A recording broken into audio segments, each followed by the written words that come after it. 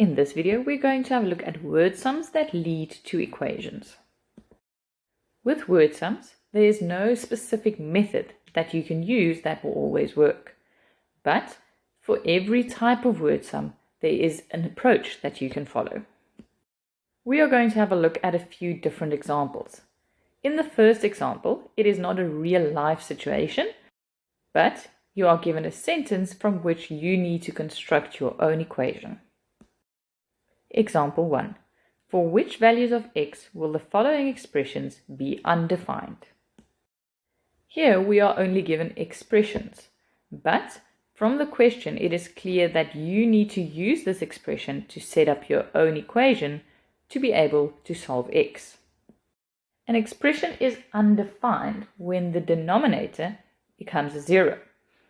So we need to focus on the denominator of the given expression and determine for what x values this will become 0.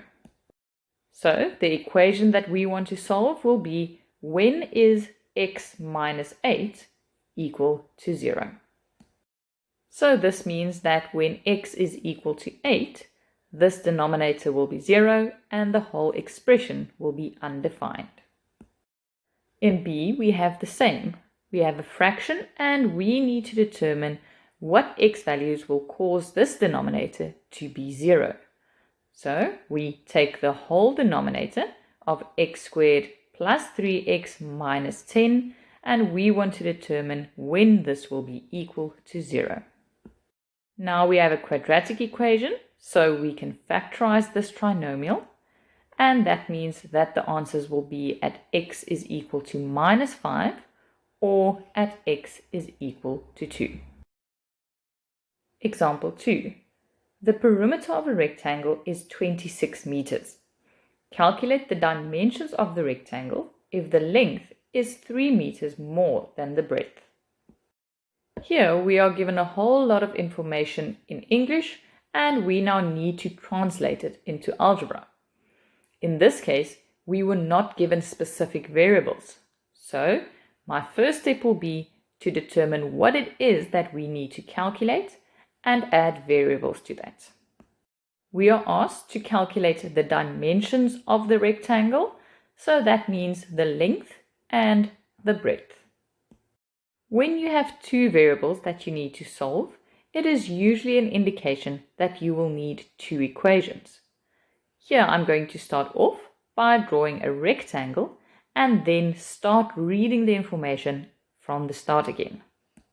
In this rectangle, we now have lengths and we have breadths. The first sentence says the perimeter of a rectangle is 26 meters. The perimeter of a rectangle can be determined by adding up all the sides, and that will then be 2 lengths plus 2 breadths. This is equal to 26, and that forms my first equation. Next, we are given that the length is 3 more than the breadth. So from this we can form an equation saying that the length is equal to the breadth plus 3 more. And now we have two equations and we can do simultaneous solving of equations. You now have a choice of using elimination or substitution. In our second equation, we already have L alone on one side, so we know that the length is exactly the same as the breadth plus 3, so we can substitute that into the length's place in the first equation. So 26 will be equal to 2 times L, which will be B plus 3 plus another 2B. Now we have an equation that only has b's in it, so we can solve b by firstly getting rid of the brackets, and then we will have 4b is equal to 20, which means that b is equal to 5 meters. This value can be substituted back into our second equation to determine the length. So we can say that the length will be equal to the breadth, which is 5 meters, plus another 3. So the length is 8 meters.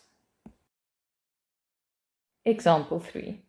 The tickets for a concert cost 200 and 300 Rand. A total of 250 tickets are sold, and the total amount received is 55,000 Rand. Determine how many of each ticket was sold. Just like in example 2, I'm going to start off to determine what the variables will be that I have to determine. We are asked to determine how many of each ticket was sold, and there were 200 and 300 Rand tickets. I'm going to choose to make X the number of 200 Rand tickets sold and Y the number of 300 Rand tickets. So if I start at the beginning again, we've already now determined that there are 200 and 300 Rand tickets, and the next sentence is that a total of 250 tickets are sold. So the number of 200 Rand tickets plus the number of 300 Rand tickets together is 250 tickets, and this forms my first equation. Next, we are told that the total amount received is 55,000 Rand. To get the total amount received, we will take the number of 200 Rand tickets and multiply that by 200, and to that we'll add the number of 300 Rand tickets multiplied by 300. So that will be 200x, because 200 will be paid X amount of times, and added to that we will have 300 times Y, because 300 Rand will be paid Y times, and all this added up should give us 55,000 Rand. This forms our second equation. Now we can solve equations simultaneously again, and I'm going to take the first equation and get X alone. So that will give me X is equal to 250 minus Y. We can substitute this into the second equation and then simplify by multiplying the bracket out. Next, we can get all the Y's on one side and the constants on the other, and that will give us a Y of 50. This Y value can be substituted back into the original first equation or into the adjusted equation, and then we can see that X will be 200. This means that there were 200 of the 200 Rand tickets and 50 of the 300 Rand tickets sold. We've just worked through 3 examples of word sums, but there are many different ones. Always start off determining what your variables will represent, and then read from the start and piece by piece translate the words into algebra.